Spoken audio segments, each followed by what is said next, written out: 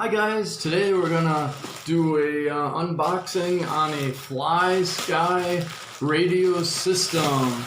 Now basically I have lots of ready to run trucks. I've got Zinglahong, WL toys, I got GP toys, but I want to build a rock crawler out of a WPL Toyota truck. So I don't really like their stock radios. I've seen what they look like and they're really cheap. So basically this is a Flysky FS GT2E and it's affordable, and you can also buy another receiver separately in case yours gets wet rock crawling or in a boat or something like that, or gets crashed. You never know. And some of the other affordable brand radios, I didn't see a receiver separately, so that's why I decided on the Flysky. So it's got the normal crushed box that I always get in the Philippines. They deliver on a motorcycle, but got your manual for binding and all that kind of good stuff. Let's see. Here is the transmitter.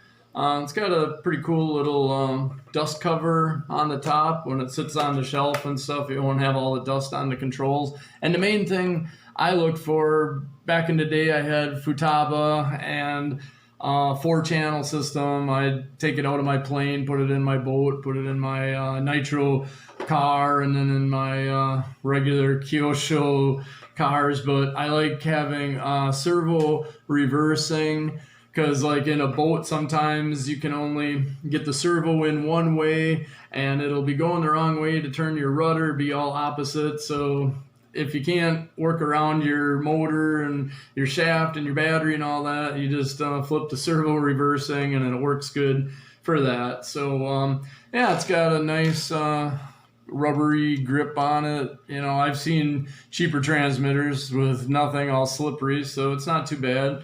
And it takes 4 AA's. And then we'll see what we have for a receiver. Okay, oh, it's a nice micro receiver, so that'll be good in smaller applications. He's just a little bugger, not too big. Some of those can get a little big and then they're in the way of everything. And then I also ordered, you will not get a servo with it, but from the same store online, to save shipping, I just picked out a little micro servo, cool little translucent blue. So now I'll get my speed control, and I got a 390 WL motor.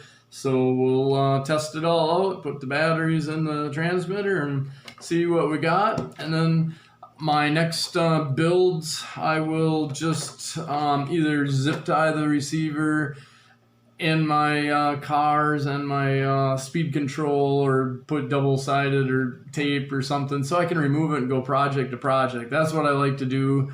Have a boat, have a rock crawler, have something like that, and just be able to switch stuff. I usually leave the servo in, because once you have it in where you want it, you mess it up if you take it out. So I just buy an extra servo and put in each project that I need, and then just transfer the receiver and the speed control, and this way I can go brushless on something. I'm kind of thinking of building a outrigger boat, the rigger boat with the 2 little pontoons in the front and then a long box, and go brushless, and you can hit some amazing speeds. So we'll get it all going and see what it looks like. So thank you. Okay guys, I got my apparatus all wired up, and the radio system, I forgot to say, it's 2.4. It's all proportional. And this is my servo, and nice and proportional steering.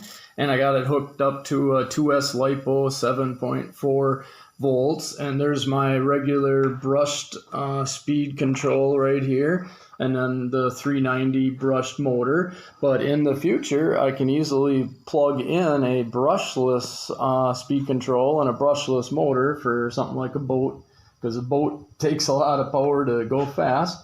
And then here's variable speed. And then it's for a car basically. So the first time forward is your brake, and then the second time is reverse.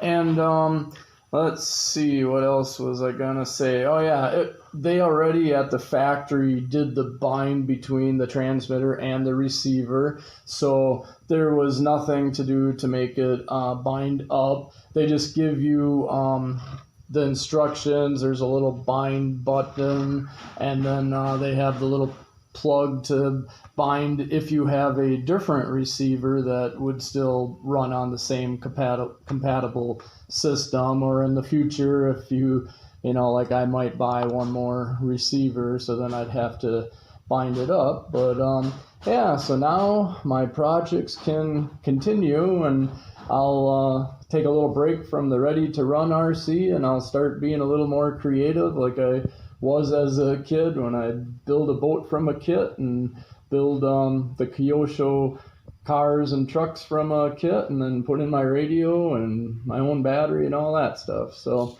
just wanted to just see nice affordable system, and you know, you're only getting the transmitter and the receiver. The rest of the stuff you'll need to have on your own, but once you have that, you have unlimited possibilities on building your own RC stuff. So thanks for watching, and maybe you can subscribe, and we'll have some more interesting projects in the future. Thank you.